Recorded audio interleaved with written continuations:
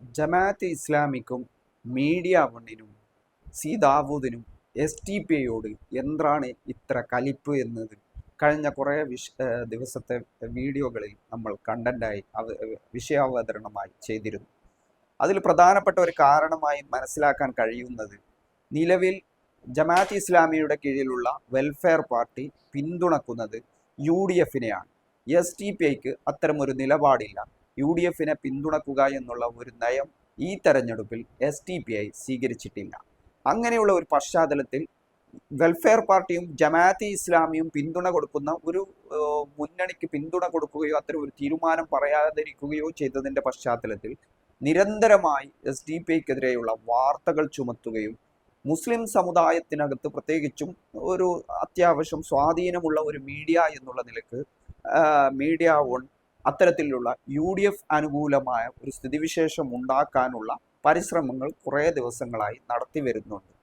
കേരളത്തിലെ മുഖ്യമന്ത്രിയും അല്ലെങ്കിൽ കേരളത്തിൻ്റെ ഭരണകൂടവും തീർത്തും RSS അനുകൂലരാണെന്നും അവർ മുസ്ലിം വിരുദ്ധരാണെന്നും സ്ഥാപിക്കുകയും അതുവഴി ഒരു മുസ്ലിം കൺസോൾട്ടേഷൻ ഉണ്ടാക്കി ആ വോട്ടുകൾ സമ്പൂർണമായിട്ടും UDFന് കൊണ്ടുപോയി കൊടുക്കുക എന്നുള്ള കാര്യമാണ് ഇവിടെ ജമാഅത്ത് ഇസ്ലാമിയും വെൽഫെയർ പാർട്ടിയും മീഡിയ വണ്ണും ദാവൂദുമൊക്കെ ഉദ്ദേശിക്കുന്നത്.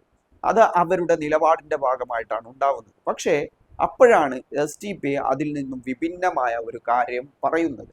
അതായത് ഇവിടെ രണ്ട് മുന്നണികളും ഒരേപോലെയാണ്. UDF ഭരിച്ചപ്പോഴും ഇതേ കാര്യങ്ങളാണ് ആവർത്തിച്ചത്. അതിൽ നിന്നും വ്യത്യസ്തമായ ഒരു സമീപനം ഉണ്ടായിട്ടില്ല എന്നതാണ് പറഞ്ഞു വരുന്നത്. അതല്ല, കഴിഞ്ഞ ദിവസം തലശ്ശേരിയിലെ സാലിം എന്ന ഒരു CPM പ്രവർത്തകനെ കൊന്ന കേസിൽ പ്രതികളായി ചേർത്തിരുന്ന 8 NDF പ്രവർത്തകരെ തലശ്ശേരി കോടതി വെറുതെ വിടുകയുണ്ടായി, കുറ്റക്കാരല്ലെന്ന് കണ്ട്. ഈ സാലിമിന്റെ പിതാവ് ആ കൊലപാതകം നടത്തിയത് CPM ആണെന്നും അത് ഫസൽ എന്ന NDF പ്രവർത്തകന്റെ കൊലപാതകവുമായി ബന്ധപ്പെട്ട് ചില കാര്യങ്ങൾ ഈ സാലിമിനും അദ്ദേഹത്തിന്റെ സുഹൃത്തായ റായിസിനും അറിയാമായിരുന്നുവെന്നും അതാണ് CPM പ്രവർത്തകർ അദ്ദേഹത്തെ കൊലപ്പെടുത്താൻ ഉള്ള കാരണമായിട്ടുള്ളത് എന്നും അതിനുള്ള തെളിവുകൾ തൻ്റെ കയ്യിൽ ഉണ്ടെന്നുമാണ് ഈ സാലിമിന്റെ പിതാവ് പറയുന്നത്. പക്ഷേ അദ്ദേഹം അതുമായി ബന്ധപ്പെട്ട് മൊഴികൾ കോടതിയിൽ കൊടുത്തിട്ടുണ്ട് എന്നാണ്. കോടതി ഇതുമായി ബന്ധപ്പെട്ട് ആദ്യം ലോക്കൽ പോലീസ് അന്വേഷിച്ച ഈ കൊലപാതക കേസിൽ, സാലിമിന്റെ കൊലപാതക കേസിൽ അദ്ദേഹത്തിന്റെ പിതാവിന്റെ അഭ്യർത്ഥനയെ തുടർന്ന് പിന്നീട് ക്രൈംബ്രാഞ്ചാണ് അന്വേഷണം നടത്തിയത് ഈ വെളിപ്പെടുത്തലിന്റെ അടിസ്ഥാനത്തിൽ. പക്ഷേ നേരത്തെ ഉണ്ടായതുപോലെ തന്നെ NDF പ്രവർത്തകരെ കുറ്റക്കാരായി തന്നെ ചാർജ് ഷീറ്റ് നൽകുകയും അവർക്കെതിരെ വിചാരണ നടക്കുകയും അവരെ കുറ്റക്കാരല്ലെന്ന് കണ്ട് കഴിഞ്ഞ ദിവസം തലശ്ശേരി കോടതി വെറുതെ വിടുകയുമാണ് ഉണ്ടായത്. പറഞ്ഞു വരുന്നത്, ദാവൂദ് കഴിഞ്ഞ ദിവസം ഔട്ട് ഓഫ് ഫോക്കസിൽ ഈ വിഷയമാണ് ചർച്ചയായി കൊണ്ടുവന്നത്. അതായത് മീഡിയ വൺ കൊണ്ടുവന്നത് ഈ വിഷയമാണ്. പക്ഷേ ദാവൂദ് അവിടെ ഫസലിന്റെ കൊലപാതകവുമായി ബന്ധപ്പെട്ട് ചില കാര്യങ്ങൾ പറയുന്നുണ്ട്. അവിടെ അന്നുണ്ടായ സാഹചര്യവും അതുമായി ബന്ധപ്പെട്ട വിഷയങ്ങളും അത് പച്ച നുണയാണ് എന്നാണ് ഇപ്പോൾ സൈബർ ഹാൻഡിലുകളിൽ നിന്നും വ്യക്തമാവുന്നത്. അന്ന് ആ കൊലപാതകം നടന്നതിന് ശേഷം തലശ്ശേരിയിൽ നടന്ന വിഷയങ്ങളും അതുമായിട്ട് ബന്ധപ്പെട്ട കാര്യങ്ങളിലും ദാവൂദ് കഴിഞ്ഞ ദിവസം ഔട്ട് ഓഫ് ഫോക്കസിൽ പറഞ്ഞ മുഴുവൻ കാര്യങ്ങളും കള്ളമായിരുന്നു എന്നും മനഃപൂർവ്വം STPയെ താറടിച്ച് കാണിക്കാൻ വേണ്ടി, അതിൻ്റെ നേതൃത്വത്തെ താറടിച്ച് കാണിക്കാൻ വേണ്ടിയാണ് ദാവൂദ് ഈ പണി ചെയ്തിരിക്കുന്നതുമെന്നാണ് STPയുടെ സൈബർ ഹാൻഡിലുകളിൽ നിന്നും വ്യക്തമാവുന്ന കാര്യം.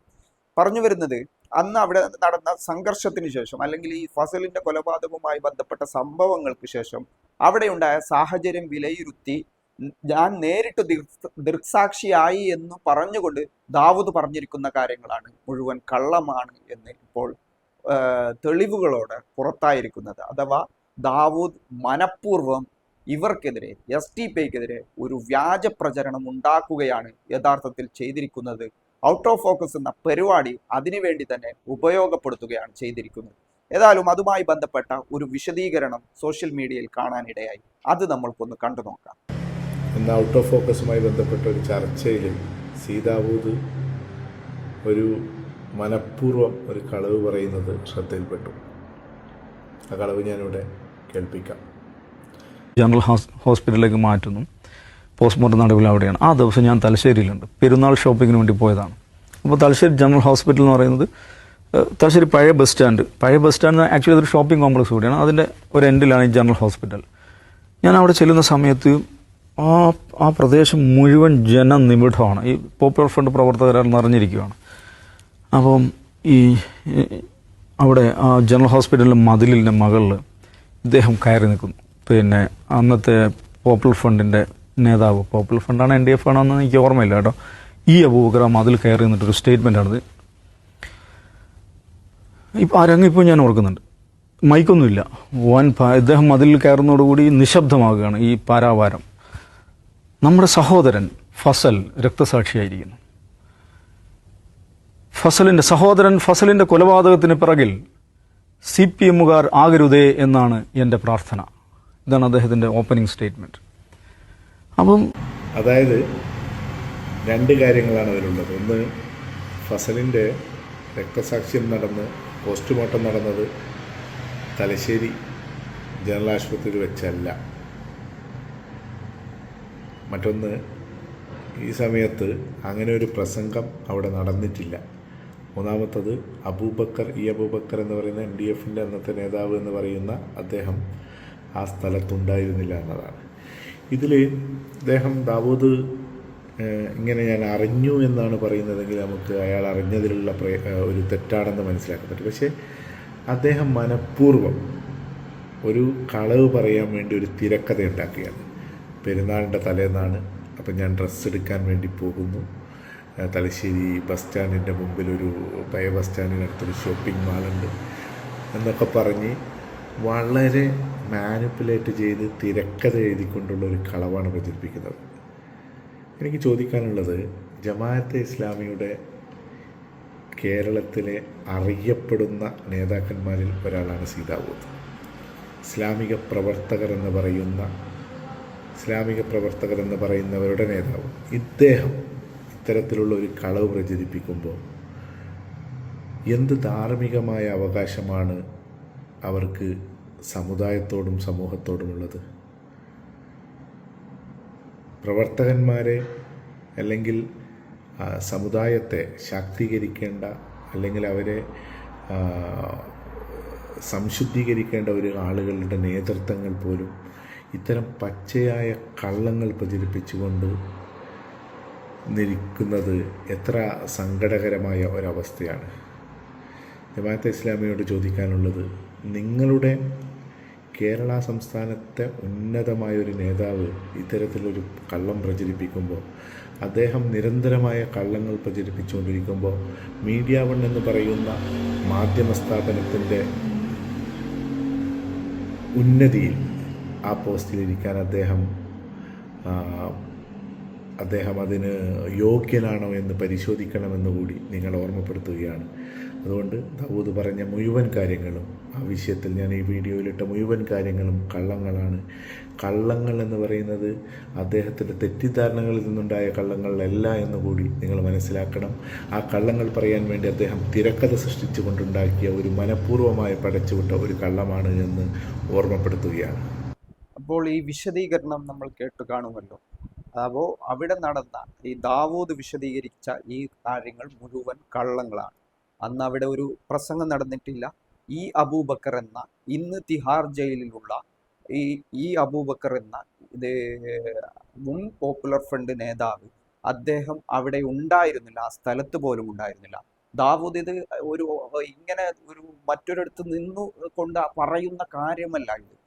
കൃത്യമായിട്ട് അവിടെ ഞാൻ ഉണ്ടായിരുന്നു, ഞാൻ അവിടെ പോയിരുന്നു, പെരുന്നാളിൻ്റെ തലേന്നാണ്, പെരുന്നാളിൻ്റെ പർച്ചേസിന് വേണ്ടിയാണ് ഞാൻ ഇത്രയും ഒരു രാഷ്ട്രീയ സംഘർഷം നടന്ന തലശ്ശേരിയിൽ പോയത് എന്നും അവിടെ ഞാൻ പോയപ്പോൾ കണ്ട കാഴ്ചയാണ് എന്നും മനഃപൂർവ്വം ഒരു തിരക്കഥയുണ്ടാക്കി പറയുകയാണ് ഇവിടെ ചെയ്തിട്ടുള്ളത്. കാര്യങ്ങൾ ഒന്നും കൂടി വ്യക്തമാണ്.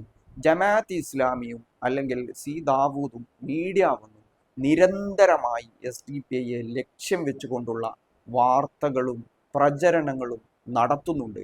അത് നിലവിലുള്ള അവരുടെ രാഷ്ട്രീയ തീരുമാനത്തിന് വിഭിന്നമായ ഒരു തീരുമാനവും നടപടിയും SDPIയുടെ ഭാഗത്തു നിന്നും ഉണ്ടായി എന്നതുകൊണ്ടാണ്. അതുകൊണ്ട് തന്നെയാണ് ഇപ്പോഴും ഇത്തരത്തിലുള്ള വ്യക്തമായും മനസ്സിലാക്കാൻ പറ്റുന്ന ഒരു കളവ് സി ദാവൂദ് പറഞ്ഞിരിക്കുന്നത്. അവിടെ അങ്ങനെ ഒരു പ്രസംഗം നടത്തിയിട്ടില്ല.